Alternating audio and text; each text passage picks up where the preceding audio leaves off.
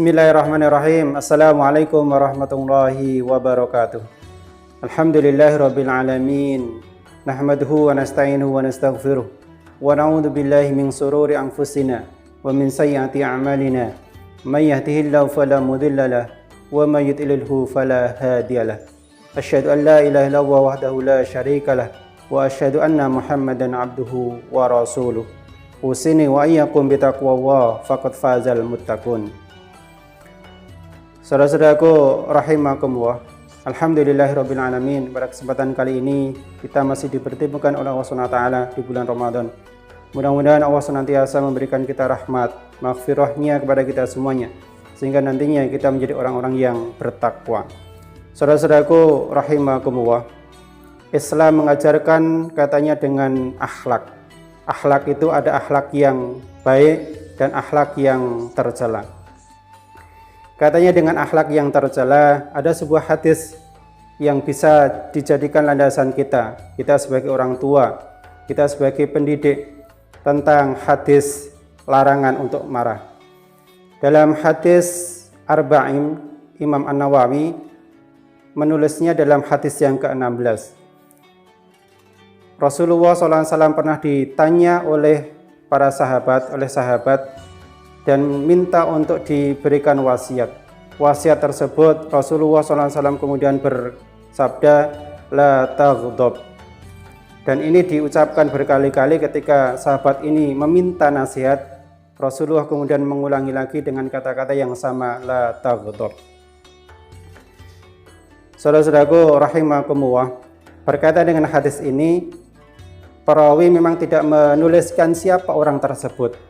Ini bagian dari menjaga nama baik, apalagi kalau seandainya hadis terkait dengan sesuatu hal yang mungkin itu sebuah aib, maka banyak perawi tidak menyebutkan siapa orang tersebut. Inilah juga hikmah di balik hadis ini, adalah bagaimana kita menjaga saudara-saudara kita, aib mereka itu jangan sampai kita umbar ke permukaan sehingga orang lain mengetahui aib tersebut. Saudara-saudaraku rahimakumullah, terkait dengan hadis ini bahwa ada beberapa faedah yang kita bisa ambilnya. Yang pertama, Rasulullah SAW ketika diminta untuk memberikan nasihat, maka Rasulullah SAW akan memberi nasihat yang berbeda antara sahabat satu dengan yang lainnya. Karena Rasulullah mengetahui apa masalahnya dan apa solusinya.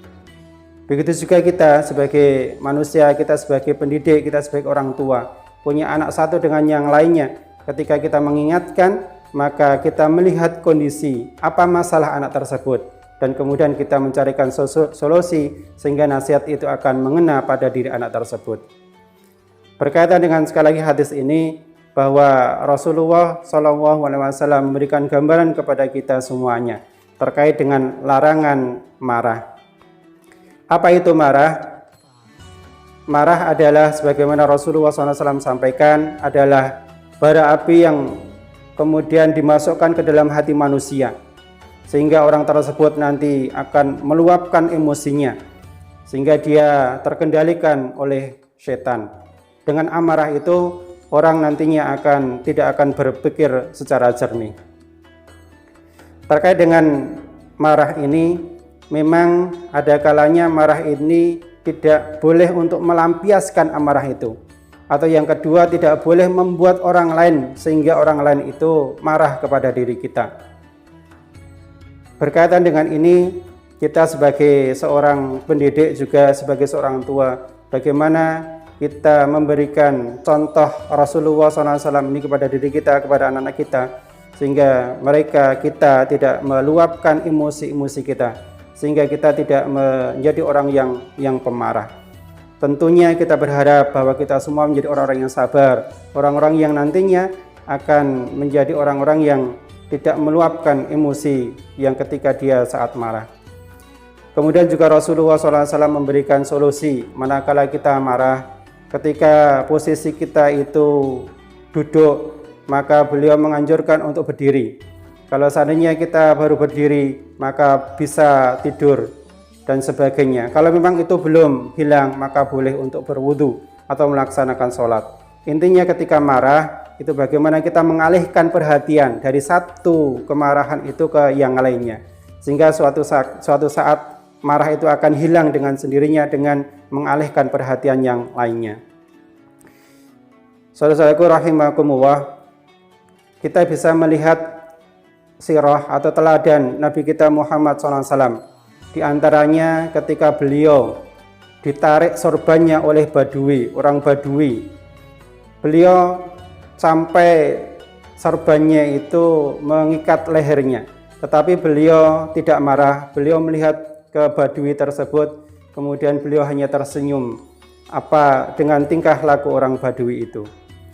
Ini contoh Rasulullah SAW bagaimana menjadikan dirinya ketika tersakiti, ketika orang lain ada yang memberikan sesuatu yang mungkin negatif, beliau tidak kemudian muntab, beliau tidak langsung kemudian reaktif, beliau melihat kemudian hanya tersenyum saja yang beliau laksanakan. Inilah gambaran Rasulullah SAW bagaimana mengelola hati kita, bagaimana mengelola hati beliau, dan tentunya ini menjadi ibrah bagi kita semuanya untuk mengelola hati kita, mengelola pikiran kita, sehingga kita menjadi orang-orang yang tenang, tidak emosional, tidak melampiaskan segala sesuatunya.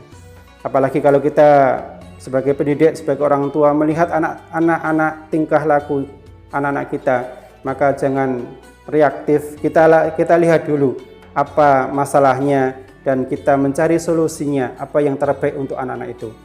Karena kalau seandainya marah itu sudah merasuki diri kita, ketika kita menasihati anak dengan cara marah, tentunya tidak akan sampai nasihat itu. Ketika kita dimintai sesuatu kemudian kita lakukan dengan cara yang marah, maka sesuatu pun tidak akan mengenai pada orang yang memang kita ajak bicara itu. Inilah problem yang kemudian sekali harus kita kelola dalam diri kita, dalam hati kita, dalam pikiran kita, sehingga kita menjadi jiwa yang tenang, sabar. Mudah-mudahan Allah menjaga diri kita, hati kita senantiasa tenang, senantiasa sabar, tidak meluapkan emosi kita, sehingga kita menjadi orang-orang yang berakhlak yang baik. Demikian yang dapat kami sampaikan. Mudah-mudahan Allah SWT mengampuni diri kita apabila pernah kita marah, apabila kita pernah meluapkan emosi kita. Mudah-mudahan Allah SWT memaafkan kita semuanya. Ila hadza qouli wastaghfirullahaladzim. Wassalamualaikum warahmatullahi wabarakatuh.